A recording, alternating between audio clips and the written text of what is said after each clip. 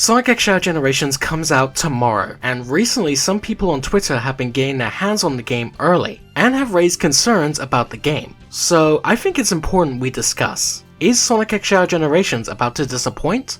Or is SEGA about to drop one of the best Sonic games? Let's find out.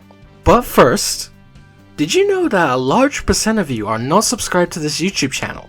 How about we fix this? So be sure to subscribe and turn on the bell so you'll be notified for the next time I upload. And check out my other videos. I do animations, I do gaming, I do reaction videos, and I do discussions. So why not subscribe? It's free after all. Now, I'm also very aware that elements of the game have leaked. Don't worry, I'm not going to spoil anything in this video. I'm going to take a look at the concerns fans have had about the game since the reveal, then gradually progress to what the concern is surrounding the game currently. Early on, when the rumors of a Sonic Generations remaster featuring Shadow leaked, people were concerned. Everyone thought it was going to be Sonic Generations with Shadow playable, and many people disregarded the additional content such as new levels. But thankfully that was incorrect, and here we are with Shadow essentially having his own game.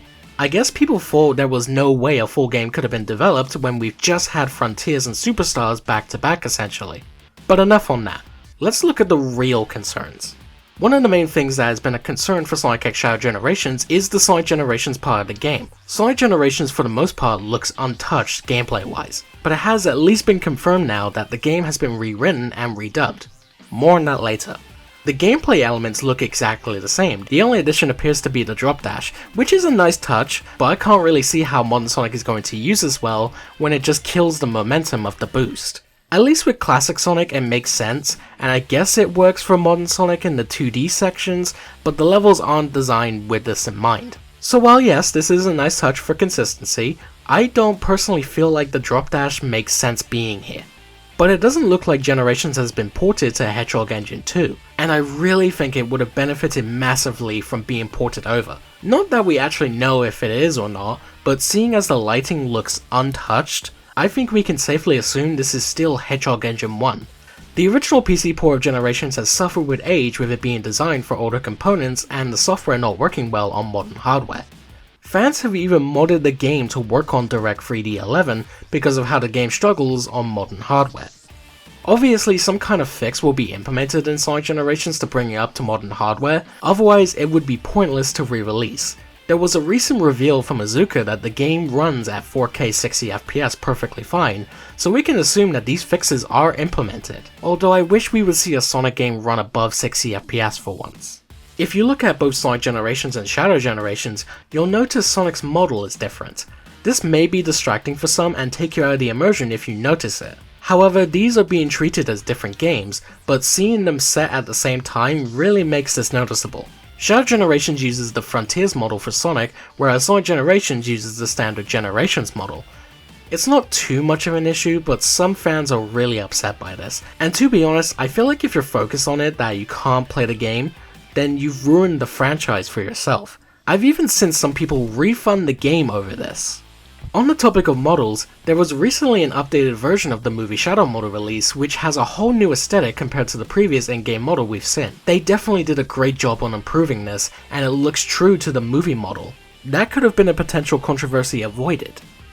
Fans have noticed so many small tweaks similar to this that have been made to the game as more and more has been revealed, which I believe is Sonic Team doing their best to avoid upsetting fans. Grooves were previously missing from Shadow's boots, which fans have noticed had been added back in. Shadow's arms would sometimes clip with his quills, which have been really distracting. And finally, they gave us a reversible cover, which I'm glad they added because fans really didn't like the original artwork they provided us, and I can see why. So at least we have an option. It's likely that we're just seeing earlier builds of the game, and as time progressed, we saw later builds. I'm not sure I remember seeing many people even complain about some of these things that were later added. This level of attention to detail with the grooves being added and the clipping being fixed is something unheard of in recent Sonic games. This game really is a way of Sonic Team proving itself with how good a game they can create if they have the time and budget. Sonic X Shadow Generations was rumored to be completed back in May. Normally each game is rushed out of the door. Even though Frontiers was a success, Azuka had to beg for an additional year of development. It's probably worth mentioning that only a fraction of Sonic Team developed this game, so the team expansion and a higher budget is really paying off. Now let's discuss why people have the game early have created a doubt for the fandom. MS on Twitter is one of the people who has their hands on the game and has leaked elements of it. I'm not going to give any figures out here, but he has revealed how many stages and boss fights there are in the game, and who is included and who is excluded. As you can imagine, people are upset about which stages and bosses aren't in the game. I personally don't see this as an issue because we're getting a ton of characters returning who we've wished for to return for a number of years. Without giving too much away, the game is about the same length as Sonic Generations. This was even confirmed by Azuka, so no spoilers here. I think whatever people are being mad about not being included will be made up by the story, as the story seems like it will absolutely blow everyone away. On the topic of the story, let's talk about something we learned during this that may upset some fans. The rewrite. Sonic Generations is now fully confirmed to be rewritten, which I speculated was the case in my video about the rewrite, so this video kind of serves as an update to that. But yes, it's finally been confirmed the scale of the rewrite for the game, and it appears to be a full-blown rewrite with almost every line of dialogue rewritten. While the game has been rewritten, there were still restraints for Ian Flynn. The new story had to still fit around what happens already in the game, that being Sonic ending up in white space after his birthday party, then saving his friends and fighting the Time Eater. I think Sonic Team didn't want to change every aspect of this because the game would end up being a reimagining instead of a remaster, so don't expect huge elements to be changed. I'm sure Ian Flynn would have loved to rework this game from the ground up with the story. But to fans upset about this, I ask you, why?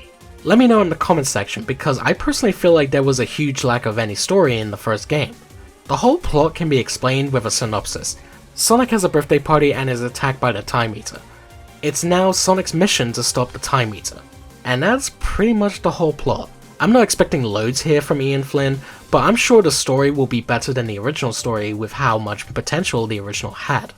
People have asked MS for further spoilers, and they've said no, I don't want to spoil this perfect game. Hearing that fills me, and I'm sure a ton of others, with a lot of hope for this game, killing any doubt we had about it. Hearing a Sonic game getting an early review and being referred to as perfect is something unheard of in recent years. They didn't specify whether they meant just Shadow Generations or both Sonic and Shadow Generations, but let's assume it's both. It's amazing to hear a review like this from a fan, and I really hope they are right about this being a perfect game. And well, that just about concludes all of my Sonic X Shadow Generations speculation videos. I do have discussion videos coming out just a short while after the game releases discussing elements of the game that may hint at future projects or plot elements that are worth unpacking. I currently have a DLC video planned, and whether we'll see a similar style of updates for the game like we did with Sonic Frontiers, or if we'll get additional DLC alongside the Sonic Movie 3 DLC we're getting in December. I'll also be discussing many other Sonic related topics. I have a Chow video in the works, so look out for that soon. But also look out for my upcoming Sonic Movie 3 videos releasing in the lead up to Movie 3, similar to how I have done here for Sonic X Shadow Generations. And I hope you have fun playing when it finally releases tomorrow. And that's all I've got to say for this video, so I thank you all for watching. If you enjoyed, leave a like. Comment down below if you still have any concerns for Sonic X Shadow Generations, or if it's all completely gone and you're fully excited like I am. And yeah, we'll just go from there, so I thank you all for watching. Like, comment, subscribe, follow me on all my social media pages, which will be linked in the description down below, and I will see you all in my next video. So until then, take care, bye bye.